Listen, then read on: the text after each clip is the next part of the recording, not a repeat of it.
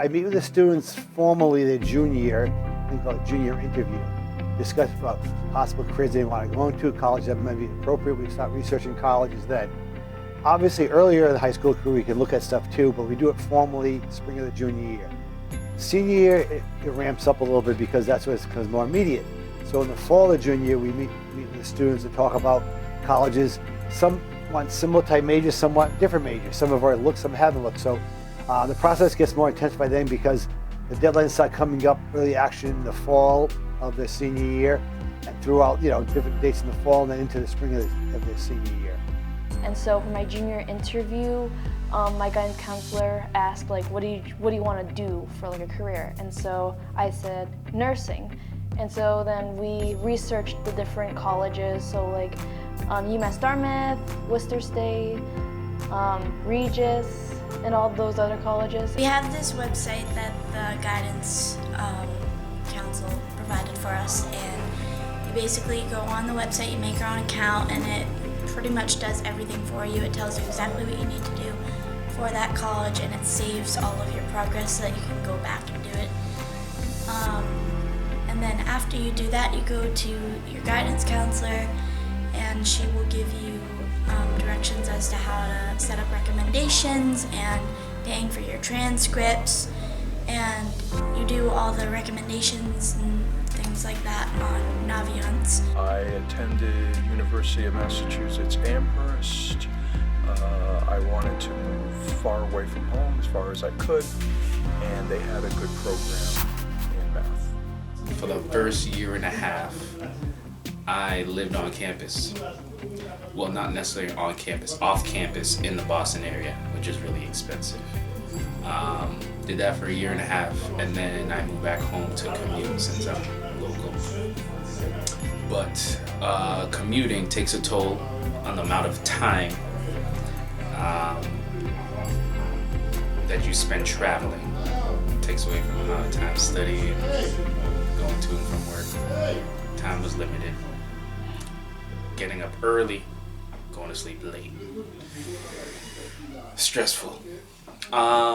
In terms of the culture shock, I've always been surrounded by band members in high school, but now coming to a school where you're surrounded by everyone who loves music, where it's just everyone just has that common passion for music, it was pretty cool. It was really dope. Got to meet a lot of new people from all over the world, different kinds of stories.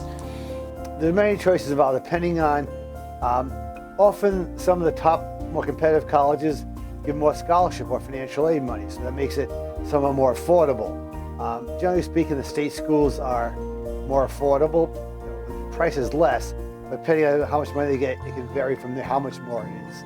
A lot of times it depends on what they want to go into.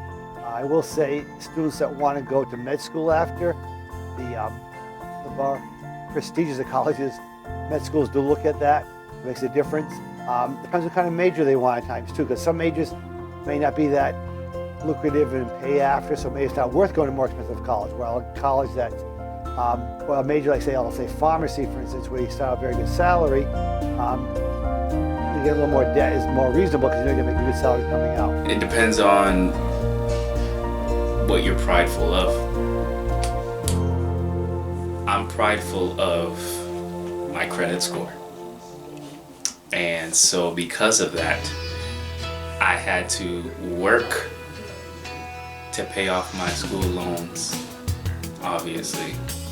But given the degree that I received for the job that I wanted, which was an artist manager, it's not a job that currently exists anymore in the record label itself. It exists, but it's more so of a long-term, time-consuming investment. So you gotta devote all your free time now in order for you to reap the benefits, hopefully after the hard work years later. But unfortunately, that doesn't pay my bills now. If you're a parent and you're looking at college tuition, you probably want to jump off the bridge. They just keep getting higher and higher and higher. Every year it goes up a few $1,000s. It seems like the sky's the limit. I think the average right now for most schools is, I don't know, $30,000, $40,000, $50,000 and if you go to private school, it's even higher than that. So it's pretty scary to think about paying for something like that. I got accepted in 3 colleges. So for Framingham, I did not get a scholarship, so that's kind of like at the bottom of my list. For Regis and Anna Maria, I got scholarships, and they really help with the tuition because the tuition for both is like around $39,000 and $40,000.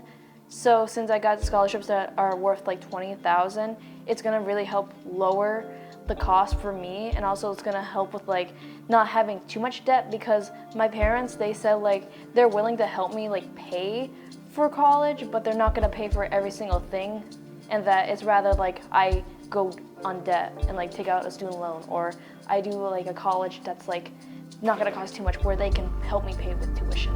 School loans, once you exit school,